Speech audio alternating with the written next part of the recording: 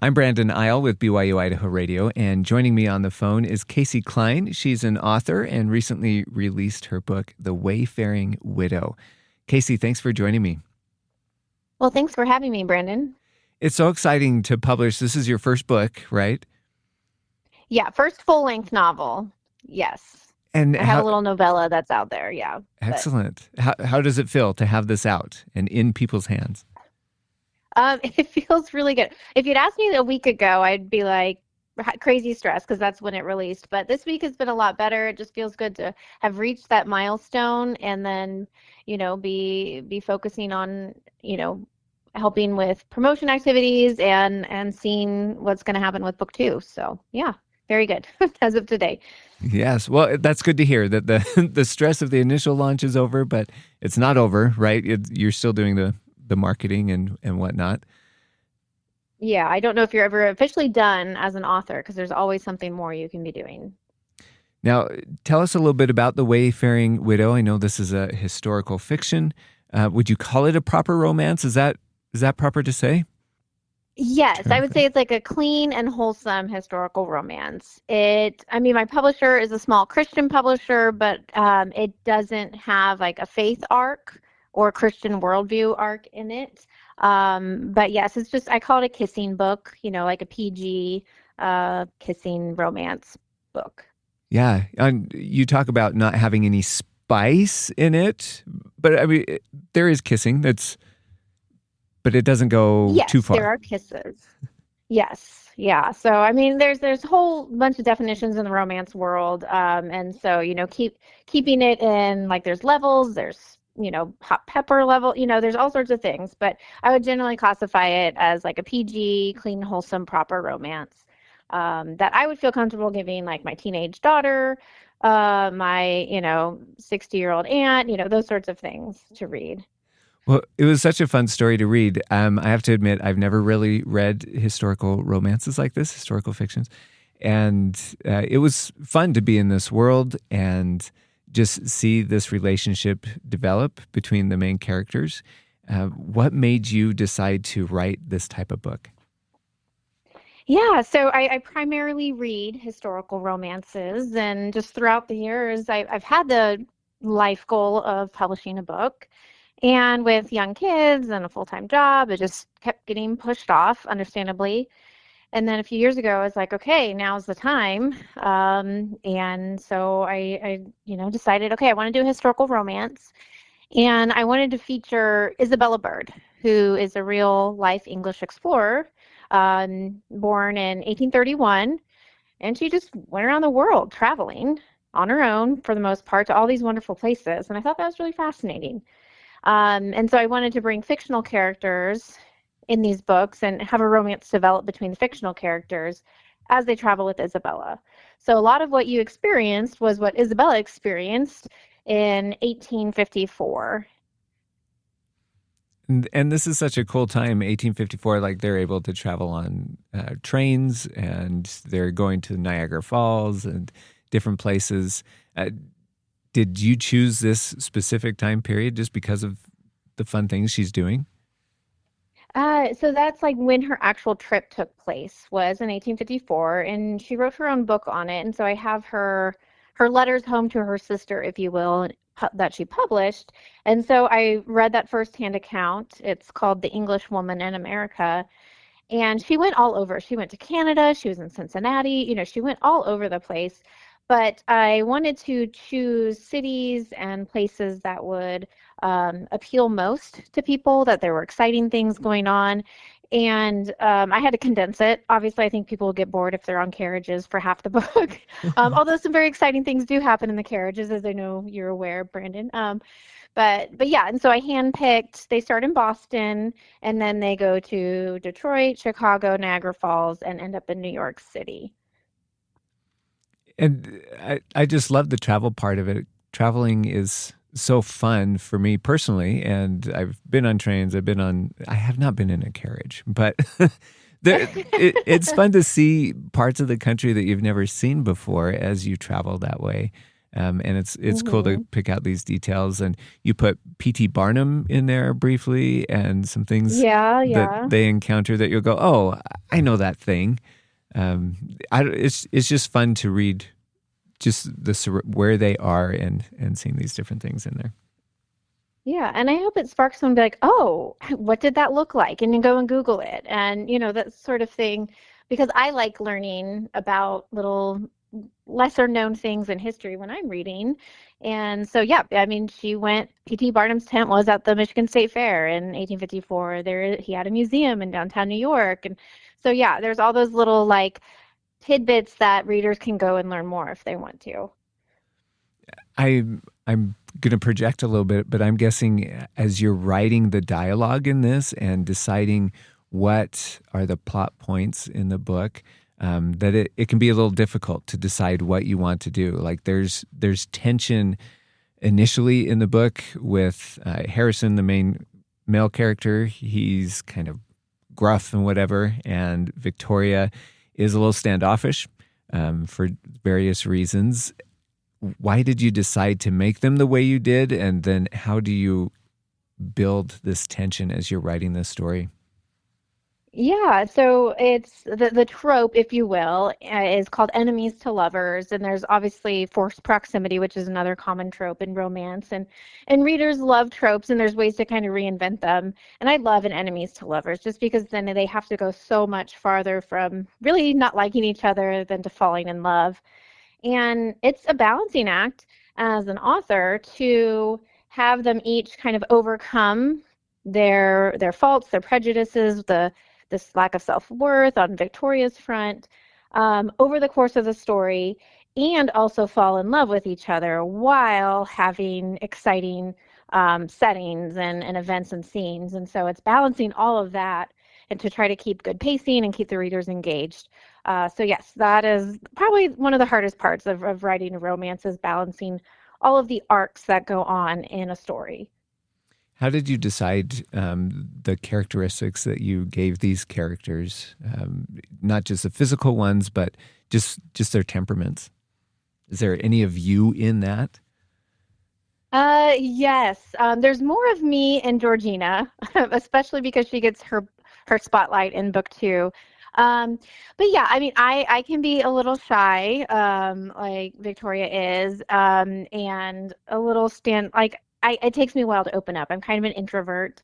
When people first meet me, I do have my law degree. I don't know if that came through in Harrison or not, but you know, it doesn't really come that handy when you're writing kissing books, but there's somewhat tangential connection between law and romance, right? So yeah, there's a little bit of me in both of them, but I would say by far I'm most like Georgina, especially in An Island Intrigue, which is book two coming out next year. Well, excellent. Well, we can't wait for that one then. And Georgina is the Harrison's sister, little sister that he adopts, right? Yes, correct. And she's three, almost four in book one, and just a little darling, but she has her little moments too. She was a lot of fun to write, both in, as a young girl, and then again in book two as well. Yeah. I perusing your website, so this is CaseyCline.com. I love that you have, it's not just the book for sale, but you have candles with scents that represent these characters. How did you decide to do that? What's behind this? Oh yeah, I get these ideas, and if you read the acknowledgement section, then I call them my I have an idea moments, which are the words that strike fear in my husband's mind, because usually it's going to involve a lot of time or money and that sort of thing, or sometimes both. Publishing a book is just one such I have an idea moment. And I was coming across a company who said they did character candles. I was like, ooh, that'd be fun, because I try to include all the senses in my writing, and a lot of that is smell. And it's kind of weird. You kind of run out of ways to say how someone smells, to be honest. But each kind of has a scent that aligns with their personality. And so Victoria, she is familiar with acupressure techniques. Her father was a doctor, and she kind of helped him with patients. And she used a lot of lavender. She uses it throughout the book to calm her and other people. And so that's kind of the basis of her candle is lavender with like a clean sea minerals scent. And then Harrison, he's our gruff lawyer. And so his is manly, but not too like perfumey or cologne-y. And so his is like leather, amber, and oak wood, and it smells really good. So yes, that was kind of the idea behind those. And the company sent me samples, and I got to test samples, and then told them what I wanted as the final selections. Yeah, that's so fun to have these characters not just in your head, but have this other sensory encounter with them. Yeah. Now, tell me, I know authors are always sending their manuscripts to different publishing companies. How did you get in touch with the company that you're with now? This is Scrivenings, is that right? Yes, yeah.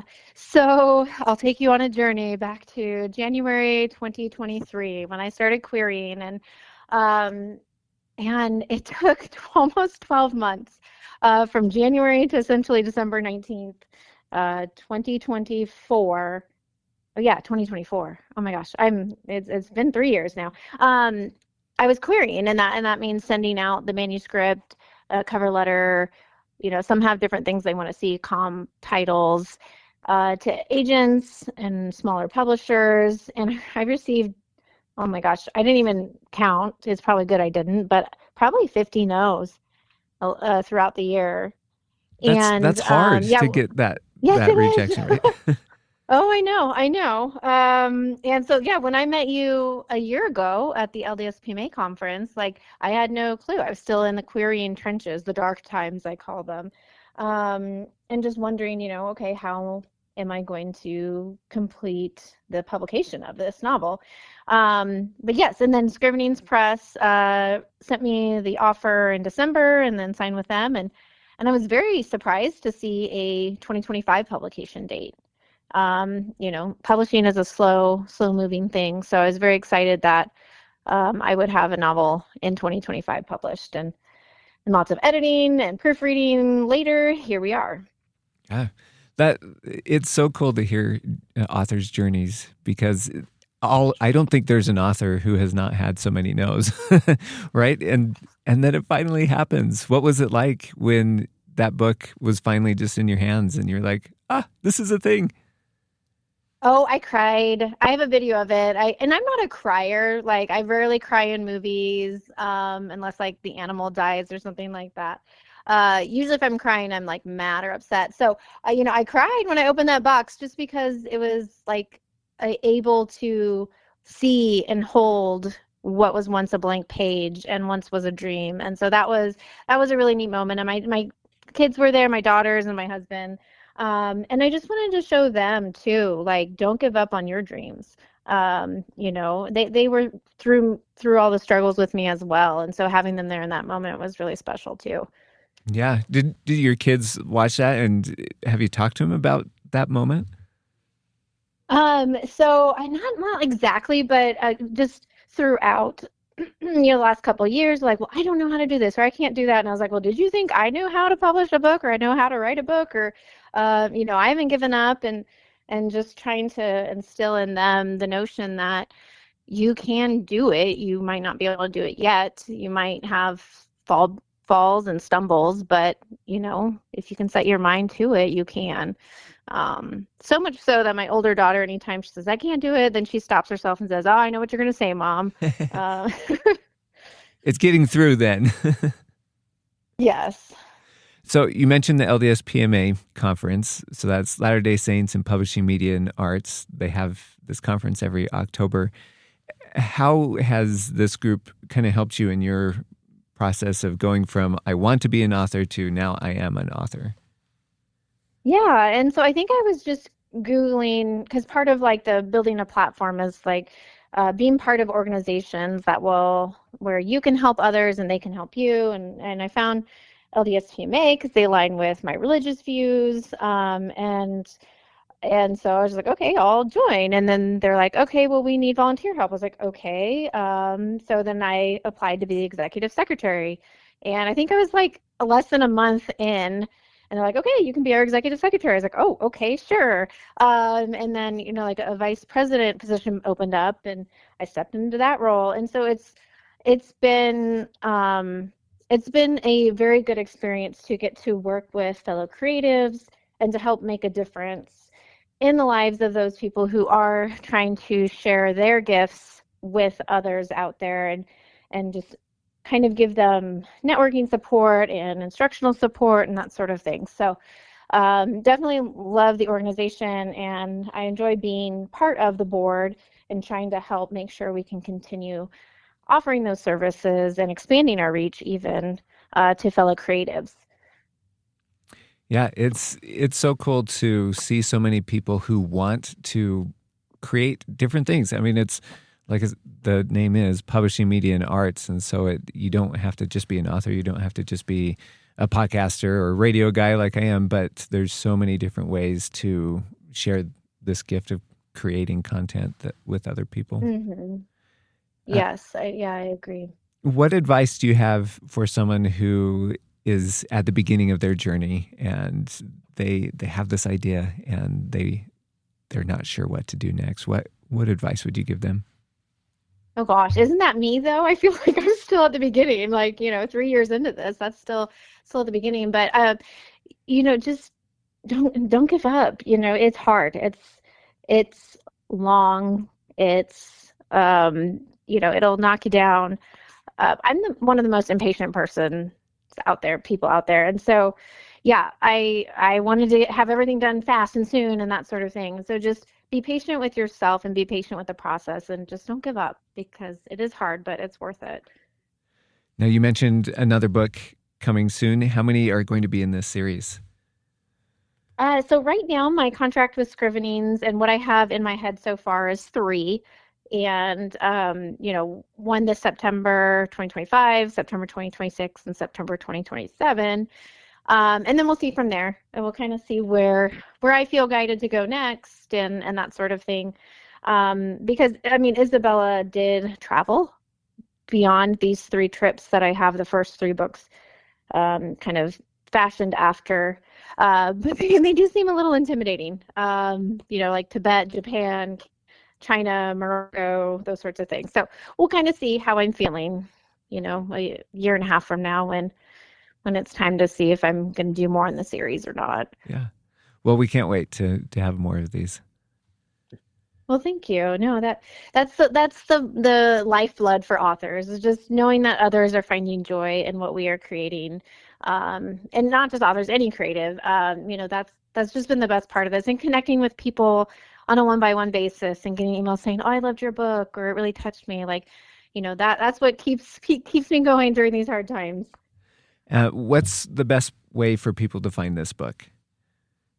Yeah, so it is pretty much any way you want to enjoy a book, it's out there. It's free if you have Kindle Unlimited. So free is one of my favorite four-letter words. Um, so that's out there. You can buy the ebook on Amazon, and you can buy the paperback on Amazon or Barnes and Noble.